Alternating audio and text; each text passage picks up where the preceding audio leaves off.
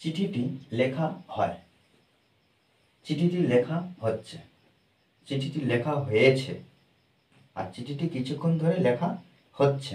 দেখো এই যে হয়, হচ্ছে, হয়েছে, হচ্ছে, দেখো এখানে হচ্ছে, এখানে হচ্ছে, দুটোর মধ্যে পার্থক্যটা কি? চিঠিটি লেখা হচ্ছে, এখন লেখা হচ্ছে, আর এখানে চিঠিটি কিছুক্ষণ ধরে, এই যে কিছুক্ষণ ধরে লেখা হচ্ছে, এটাই পার্থক্য। আর এখানে দেখো হয়, এই যে বাক্যগুলো আমরা কি করব, কিসের আলোকে? না,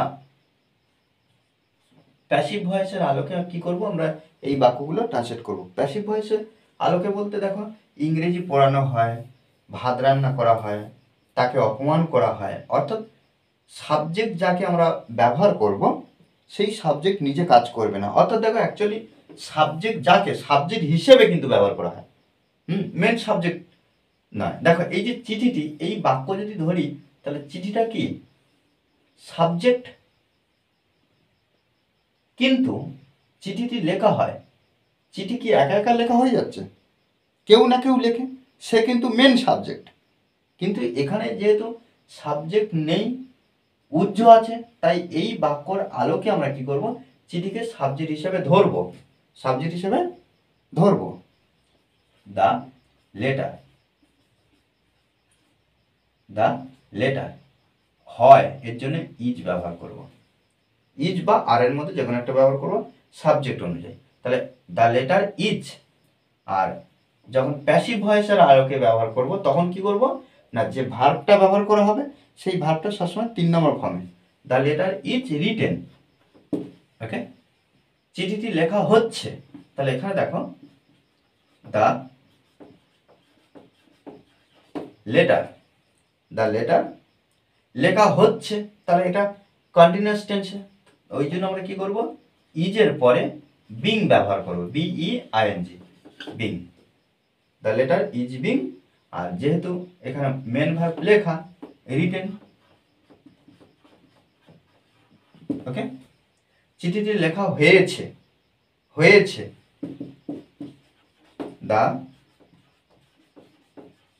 লেটার, আচ্ছা এখানে হয়েছে, হয়ে গিয়েছে, ওই জন্য আমরা কি করব, হ্যাভ হ্যাজের মধ্যে যে কোনো একটা ব্যবহার করব, the letter has been written. Okay, the letter has been written. চিঠিটি কিছুক্ষণ ধরে লেখা হচ্ছে, কিছুক্ষণ ধরে, তাহলে এখানে লিখব the letter, the letter has been, তারপরে বিং বসাবো, BEING, being, the letter has been being, আর মেন ভার্ব কি লেখা, রিটেন, রিটেন, WRITTEN, তাহলে the letter has been being written কিছুক্ষণ ধরে, for a while, for a while.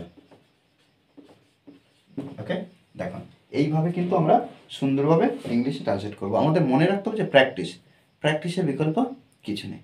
আমরা যদি এক একটা এক্সপ্রেশন ধরে যদি আমরা অনবরত প্র্যাকটিস করি তাহলে ইংলিশে এই ধরনের বাক্য আমরা প্রচুর তৈরি করতে পারবো। ওকে, আর এই ক্লাসটি যদি ভালো লাগে অবশ্যই লাইক কমেন্ট শেয়ার, আর যারা এখনো পর্যন্ত এই চ্যানেলটি সাবস্ক্রাইব করেননি তারা অবশ্যই চ্যানেলটি সাবস্ক্রাইব করে পাশে থাকবেন। Okay, thanks for watching this video.